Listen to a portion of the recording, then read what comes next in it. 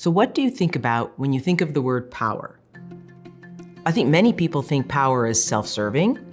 It helps just one person. I think people often think that power is perhaps a very negative. It's an order. You're not voluntarily doing something. And often people think that with it comes fear. So you act in the name of fear. And to me, that is not what power has to be. And it doesn't have to be unilateral in any sort of way. One of the most important things I learned in my career was that you can do very hard, meaningful things, but you can do them in a positive way. That's what I call good power. I'm Ginny Rometty. I'm the former chairman, president, and CEO of IBM. Today, I co-chair an organization called 110, and I'm the author of Good Power.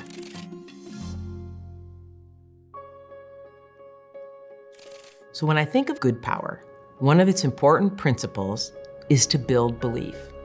In many ways, it is the heart of good power because you're voluntarily going to do something versus be ordered or told or comply to do it. I think part of building belief sometimes is more what you do than what you say.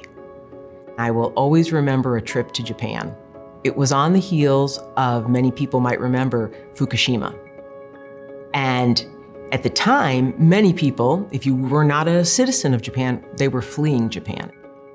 Many companies sent their expats back home.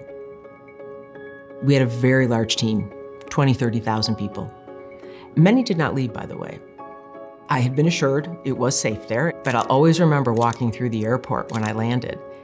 There was no one there. And when I went to customs, the gentleman said to me, "Are you sure you want to come in?" I said, "Yes, I'm sure." And I could do nothing but listen to people, visit customers, thank them, and just listen to the stories of what people had been through. It's many years ago. To this day, people remember that. It is a little bit related to that old Maya Angelou saying that says, "You may not remember exactly everything I said, but you will remember how I made you feel." That is the essence of build belief. How do I make you feel that you want to do something? You voluntarily want to do it. Therefore, you're going to use all this discretionary energy, and the odds of success, again, whether it's your job, at home, or a mission you're on for the world, makes a world of difference. I think there's a few things you can learn about building belief. One, don't dictate it. Co-create the future with someone. So they want to voluntarily create it, co-create it, be part of it, and use all their discretionary energy. It will build buy-in at the end of the day. So it's that old, an ounce of work up front is going to save an awful lot of work at the other end. Because if we've kind of agreed on this, then my ability to execute it is going to be way better. The second idea, if you really want to build belief, it's got to be personal with people.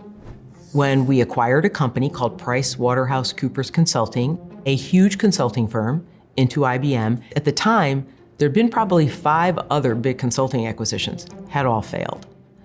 You're acquiring hearts, as I would say, not parts, meaning these assets could walk right out the door. I finally realized if I didn't succeed, I'd be fired. That's a very personal feeling. And I told people, look, you think it's risky for you, I think it's risky for me too. You share that. But also, personal meaning having empathy. I had great empathy for the change people had to go through. The way they used to live, the titles they had, the way they were paid, all that changed. And I had to have empathy to understand, as they say, what their old house looked like, because the new house was going to be different. The third thing is about being authentic and honest to build belief. Because this is not about rah-rah. Oh yes, let's go do something. There's a great saying, I'm going to paraphrase it. It's actually Napoleon. It says the role of a leader is to paint reality and then give hope.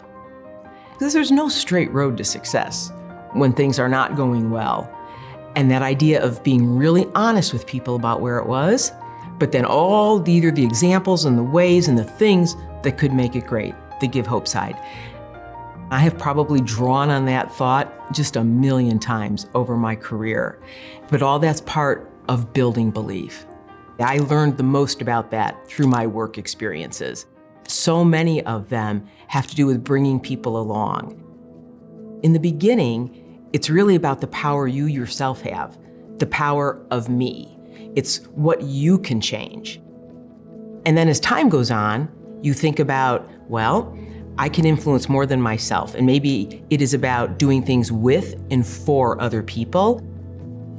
So think about whoever inspired you, or how do you inspire other people to accomplish something? At the end of the day, is your job when you hire people, is it to buy them or build them? I think it's to build them. To learn even more from the world's biggest thinkers, get Big Think Plus for your business.